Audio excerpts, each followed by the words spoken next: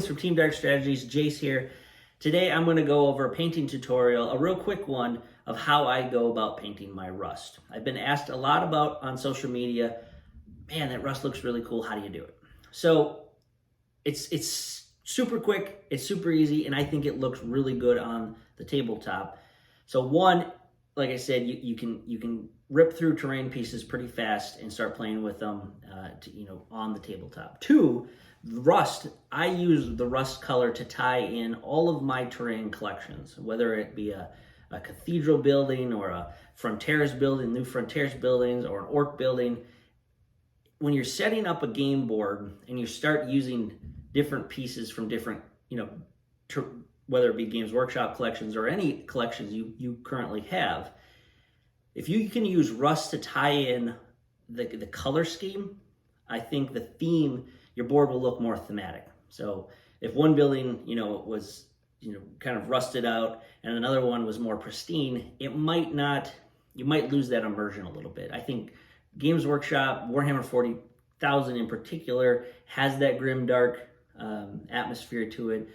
Buildings and machines are probably not kept up the way they should be. So thematically, I like rust as an overall kind of tying factor when it comes to it. And I use it on my armies as well. Not all my armies, but orcs, for example, tons of rust on orcs. I think it works really well with the Bad Moon's yellow or really any color. But when you can kind of play with that, Space Marines are probably a little bit more up and running. I do dirty mine up a little bit on the bottoms as they're kind of mudding through the battlefield, but I do on vehicles for sure.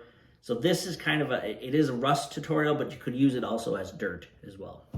So let's get into it. I have a few examples out here of things already painted. The Frontiers board, this isn't completely finished, but it's the rust is essentially done on this particular piece. So I'll probably add a little bit more spot colors here and there on this one. But this is an example, the orc stompy yards that we actually just played a battle report on. Tons of rust, tons of that grimy, streaky, dirty feel to things. So just some examples of what you can do. All my orc vehicles have, a very rusted, and it's a very orange rust. Obviously, there's different kinds of if you just Google rust on your phone, you can find references of all different kinds of rust, which is a great thing to do if you are looking for this. But if you're looking for this particular kind of rust, this is how we do it. So let me get what we're going to need. Move these aside. And move that over there. So first off and foremost, I used Chaos Black to prime. It's a good color. I mean, when you combine Chaos Black with a good dry brushing of, you could use any of the metal colors, but this is the Lead Belcher base paint. So those are the two things that we start off with. So essentially, and I'm just going to do this tutorial on a black piece here, and it kind of blends into my shirt right now, but as we get on the metal and the rust on here, it'll actually stand out. That's why I wore a black shirt. Anyways, so Chaos Black primer, make sure you do it in a nice temperature. We live in the northern hemisphere, so winter months, it's starting to get warm now, so we actually can get some priming in, but you don't want to prime in cold weather conditions because you can screw up your model pretty badly with some poor priming weather. But Lead Belcher, great color, and then of course a brush. Now, as you can see, this is not a brand new brush. Preferably use a bad brush. I go through a lot of these because I do paint a lot of terrain, and then of course paper towel to do your dry brushing on. You could use a piece of cloth or whatever you like to put your paint on. But essentially is we're going to get on to the Lead Belcher. One thing I did want to say, you'll see in some of my painting tutorials, is this wonderful machine. It's called a Vortex Mixer. A lot of tattoo artists use them. This one's battery powered, but you can plug it in as well. A suction cup on the feet, and you basically suction cup it to your workstation. You take your paint. You can put little metal BBs in here too to help mix it up. but essentially I like to do a quick down loud and then flip it over, and it mixes it up pretty well. These are already kind of pre-mixed, so I don't even have to, have the sound while we're painting. But a good one to get, Amazon, just search Vortex Mixer. It'll help you shaking this up all the time, and it's kind of cool to have a fun gadget if you like painting. And I'm sure it'll work with all other, paints, Vallejo or whatever. All right, switching the camera around here so you get a little bit of a close-up of the product. The end product that we're going for, the end look, is this rusted wall section. Just for this tutorial, we are going to use the newest Battlezone Frontiers Nachman wall sections. So this is what we're going for as far as look of metal and rust.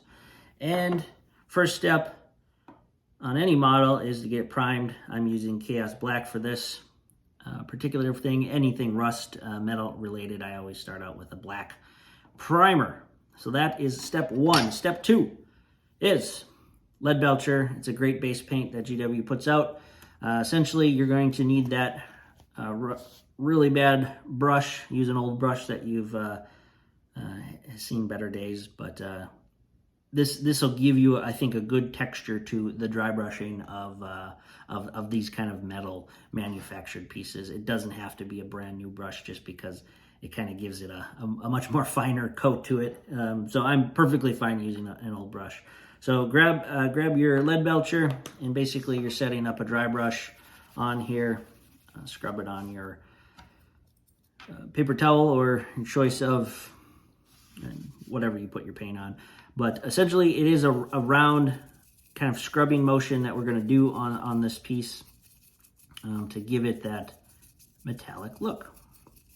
Now, one thing to note is I don't want to truly cover all the black pieces. I mean, I'm not painting this metal, I'm dry brushing it metal. So where the shadows go in between, down here, I'm okay with not having a lot of metal paint on that particular section of the wall, just because we're going for an aged wall, not a brand new, freshly manufactured wall. If you do go too bright with your metal, you can always wash it down with the glorious Nuln Oil wash. That'll bring it back to a much more kind of gunmetal look to what we're going for. So that's step one of painting. Super quick, as you can see, probably less than a minute to scrub this. If you're doing batch painting, scrub all the walls and all the building pieces that you're setting out to do. So that's step one, and it's a dry brush, so it's pretty much dry already. Just let it sit for a little bit, and you're good to go. Next step number 3, to get this wall nice and grimy and dirty looking. Once it's perfectly dry, which it should be right away, our next color that we're going to be using is Mournfang Brown. It's another base color. Another good color. All the base colors truly, I think, cover the model nicely. But we're not trying to cover the model, we're trying to rust it up. So take your bad brush again, dip her in that pot and get some paint. I'm just using a cap for now because this is a wash, and you're going to want to put a lot of water on this, probably 2 to 3 brushfuls of water to get this going. So you have basically a milky brown wash. And what we want to do is slop this really all over the model and try and get this one in, truly touch every part of the model that you're going after. Which on this particular wall, everything's made out of metal, so we can be pretty sloppy. So we went from a black primed wall to a somewhat clean metal wall, albeit old metal. And now we have a washed, dirty wall.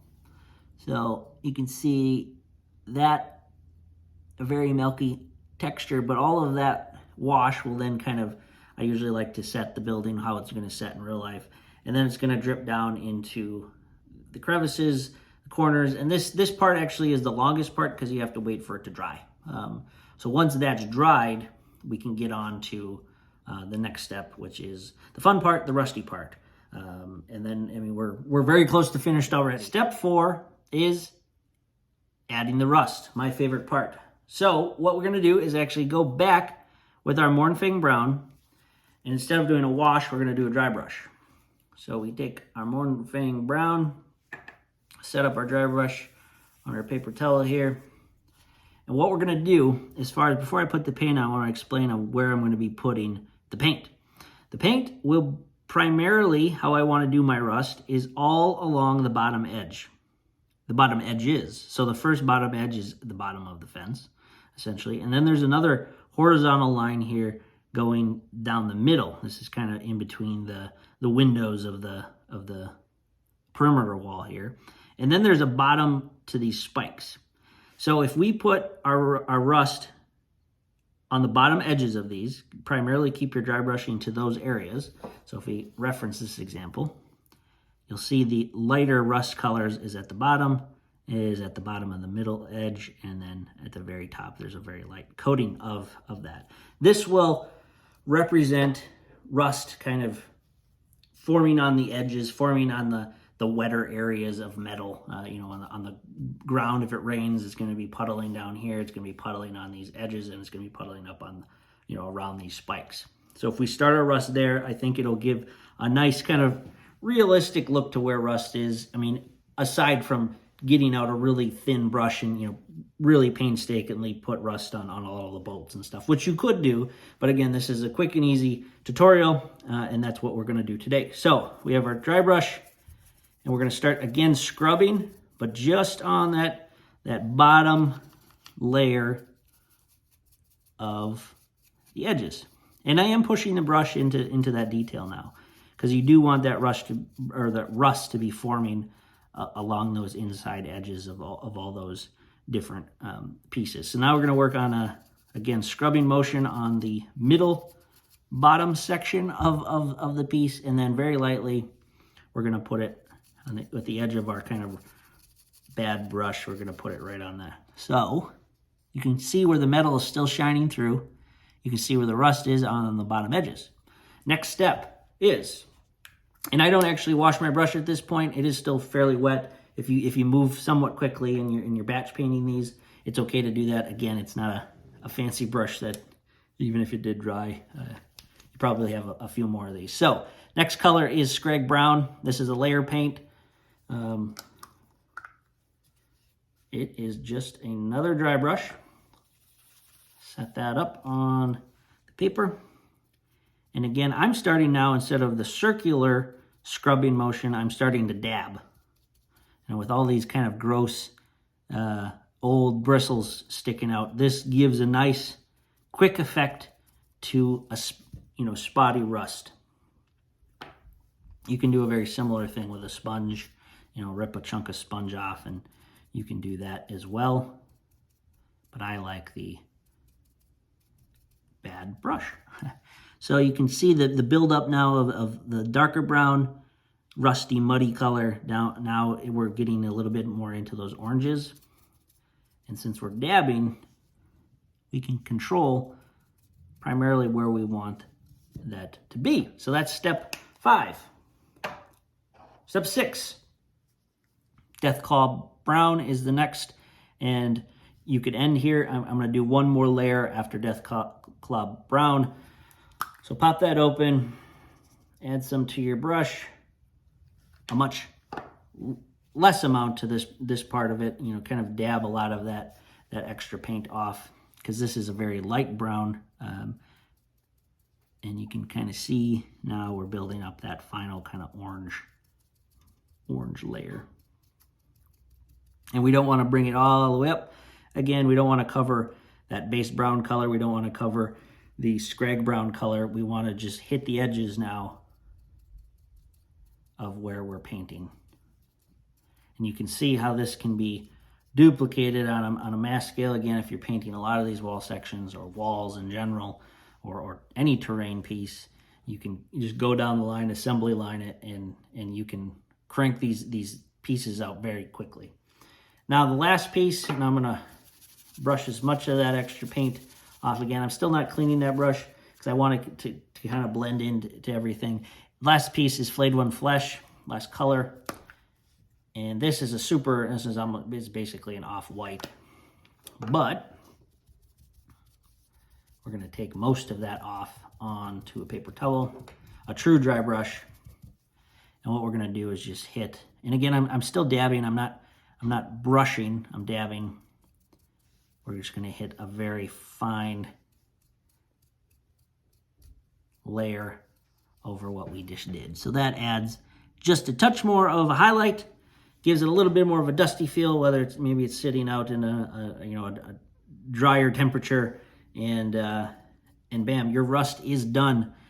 So if we compare it to where we were, once this all dries up, you're good to go. So last but not least, once it's all dry, you can then go ahead and pick out any light fixtures that you want lit up. I chose to do orange here.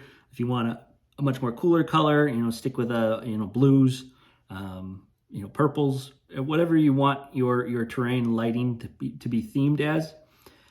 If there were cords on here, you could pick out cords or pipes. You could even then go in and maybe pick out some of these wall panels with a particular color. So maybe this started out as a metal gate and somebody painted it blue or whatever. You basically go in and around your rust areas and paint that color in, and it'll start looking like chipped paint. I did a very similar thing with this orc piece. I basically rusted it up, and this is very rusty. You're not going to see too many shines of metal. You might see a little up here, but essentially this was just washed heavily with that Mournfang brown, layered up with all those layers of rust that we just covered, and then I went over, and started working in where I wanted, the painted surface to be. Obviously, I wanted it chipped and worn looking, so you can do that with any color on these pieces and get a very similar result.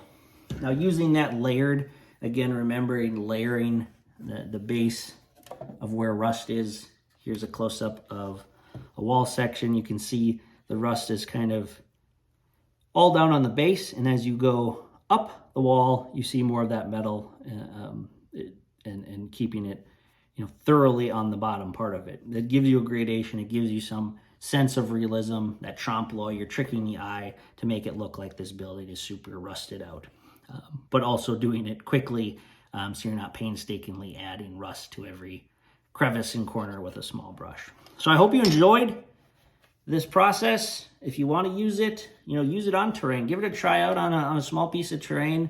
If you want to use it on an orc vehicle, I'm going to be using this technique pretty heavily on a project this summer that I'll be working on for a Death Guard army.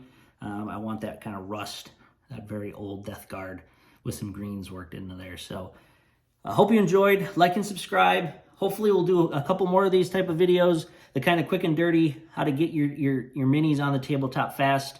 If you want to see if you see something in a battle report on one of our armies or on a train piece and you want to see a close-up of how I did something, feel free to leave comments. I'm always looking at comments so we can add these kind of paint tutorials to our channel, and hopefully we can learn together.